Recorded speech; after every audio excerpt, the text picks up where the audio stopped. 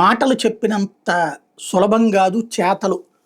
ఇప్పుడు సిటీ ఎడిషన్‌లో అడ్డాగా మారుస్తూ అడ్డా మార్చేస్తూ, అడ్డంగా దోచేస్తూ బియ్యానికి సంబంధించి. అదే సందర్భంలో ఆంధ్రజ్యోతి జనరల్ ఎడిషన్‌లో రూట్ మార్చేసి బియ్యం తీసుకెళ్ళిపోతున్నారు. ఇక్కడి నుంచి త్రూ తెలంగాణ ద్వారా అమ్మేస్తున్నారన్నది. నేను 1,00,000 సార్లు చెప్పా. రేషన్ బియ్యం అనేటటువంటిది స్కామ్ అని మాట్లాడడం కంటే తెలివి తక్కువతనం మరొకట్లేదు, అమాయకత్వం మరొకట్లేదు. వ్యాపారం అది. రేషన్ బియ్యంతో వ్యాపారం జరుగుతుంది. కుంభకోణం అంటే ఏంటి? జనానికి బియ్యం ఇవ్వకుండా అమ్ముకోవడానికి కుంభకోణం అంటారు. జనానికి బియ్యం ఇచ్చి ఆ బియ్యం వాళ్ళు వద్దన్నప్పుడు డబ్బులు ఇచ్చి దాన్ని కొనుక్కుంటున్నాడు ఒకడు.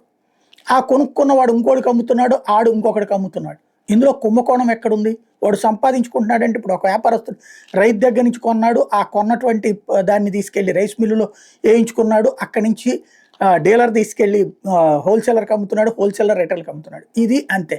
కాకపోతే ప్రభుత్వం ఇచ్చినటువంటి బియ్యం వాళ్ళు తినట్లేదు అంటే తినే బియ్యం ఇయ్యి. నువ్వు తినే బియ్యం ఇవ్వడం చేతకాని నీ అసమర్థతను కప్పిపుచ్చుకోవడానికి ఇప్పుడు వాళ్ళు సన్న బియ్యం ఇస్తున్నారు తెలంగాణలో. అట్లాంటి దాన్ని నువ్వు ఇవ్వు చేతనైతే. లేదు అంటే నువ్వు డబ్బులు ఇస్తావా? ఇచ్చేసి ఆ బియ్యానికి ఎంత రేటు పడుతుందో 38 రూపాయలు కేంద్ర ప్రభుత్వం ఇస్తుంది, 2 రూపాయలు రాష్ట్ర ప్రభుత్వం ఇవ్వాల్సి ఉంది. లేదు ఇప్పుడు 40 రూపాయలు చేసేసింది కేంద్ర ప్రభుత్వం. ఆ 40 రూపాయలు వాళ్ళకి ఇచ్చేసి కంప్లీట్గా నువ్వు ఇవ్వగలుగుతావా? రూల్ ప్రకారం అట్ట ఇవ్వడానికి కుదరదు.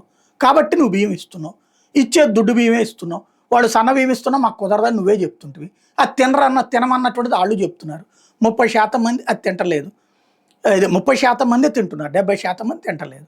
అది అమ్ముతుంటే కాకినాడ పోర్ట్లో ఆ పార్టీ వాడు, వైఎస్ఆర్ కాంగ్రెస్ పార్టీ వాడు అమ్ముకుంటున్నాడు, లేకపోతే ఇంకోటి అమ్ముకుంటున్నాడు. ఇప్పుడు తెలుగుదేశం వాళ్ళు అమ్ముకోవట్లేదా? జనసేన వాళ్ళు అమ్ముకోవట్లేదా? మొన్ననే రాసుకొచ్చారు కదా ఈనాడు జ్యోతిని ఏ రూట్లో నుంచి ఎట్టబట్టుకుపోతున్నారని. ఇప్పుడు అక్కడికి రాసుకొస్తున్నారు. ఫైనల్ కాకినాడ పోర్ట్ నుంచి ఇప్పుడు ఎక్స్పోర్ట్లు అవుతున్నాయా లేవా? సీజ్ ద షిప్ లాంటివన్నీ కూడా కాస్త హడావిడి చేసేయడం, ఆ పైన ఏదో జరిగిపోయింది అంతా అంటాం. ఇవాళ ప్రతి కార్యకర్త వాళ్ళ ఇళ్లలో బియ్యం తీసుకుంటున్నట్ట లేనట్ట?